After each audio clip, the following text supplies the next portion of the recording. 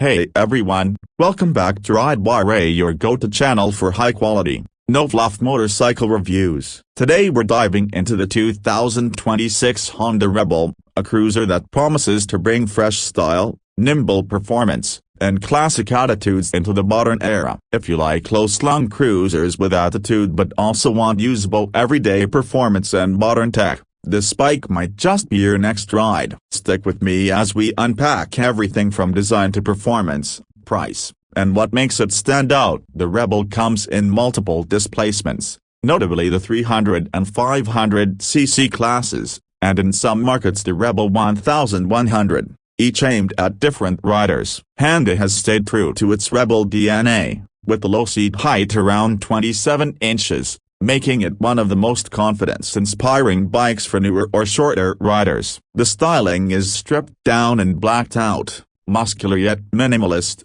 with clean LED lighting, classic cruiser fenders, a teardrop tank, and exposed frame rails that keep the bike looking custom right out of the showroom. Comfort has been refined with an updated seat, reshaped handlebars for natural reach, and improved suspension that smooths out bumps without sacrificing control. The digital display is simple, clear, and easy to read at a glance, while dual-channel ABS on disc brakes front and rear provide modern safety to go with its classic look. Performance depends on the version you choose. The Rebel 500 is powered by a 471cc liquid-cooled parallel twin that produces around 45 horsepower and 43 Nm of torque, giving it enough muscle for highway cruising and confident overtakes without being overwhelming. It's paired with a 6-speed transmission that shifts cleanly and delivers smooth power across the rev range. The Rebel 300, with its smaller displacement, is more approachable for city riding and new riders,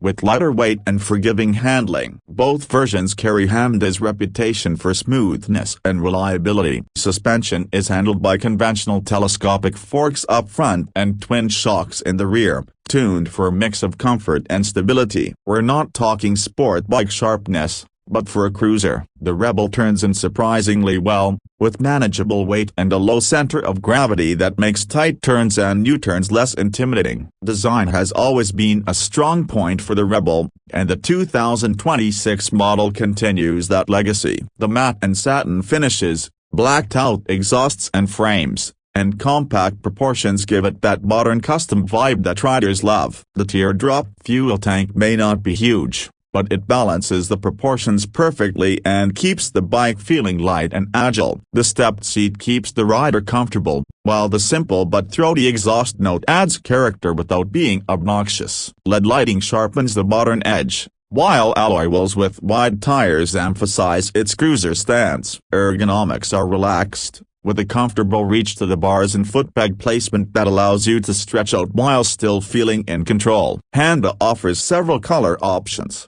often with bold or muted tones to suit different tastes, and a wide range of accessories lets you personalize your Rebel with luggage, pillion seats, crash protection, or windscreens. Pricing will vary by region, but for reference, the Rebel 500 in the US generally starts in the range of $6,500 to $7,000 depending on trim and ABS. In India, it sits around a superscript 15.12 Lakh X showroom. The Rebel 300 is priced lower, making it an even more approachable entry point into the cruiser segment. Of course, local taxes and dealer fees can shift the final number, but one of the Rebel's biggest selling points is the value you get for the money. So what makes the 2026 Rebel unique compared to other bikes in its class? First, accessibility. That ultra-low seat height is a confidence booster, especially for new riders or those who find traditional cruisers too bulky. Second,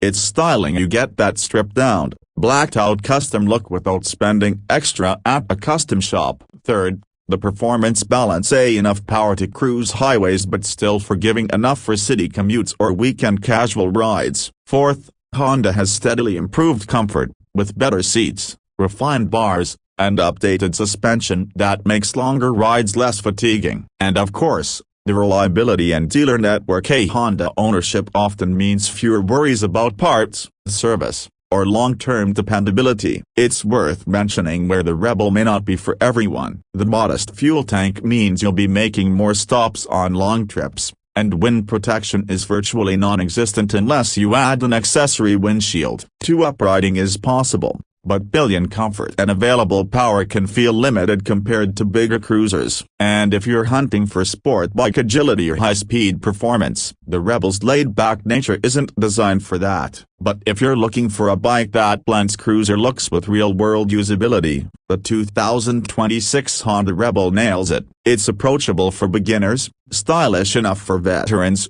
reliable enough for daily use, and flexible enough to customize into your own vision. It embodies Honda's blend of dependability and style while keeping things simple, affordable, and fun. Thanks for watching RideWire. If you found this breakdown helpful, don't forget to hit that like button, subscribe for more deep dive reviews, and drop a comment to let us know which Rebel you'd pick, or what accessories you'd add to make it yours. Until next time, ride safe and ride free.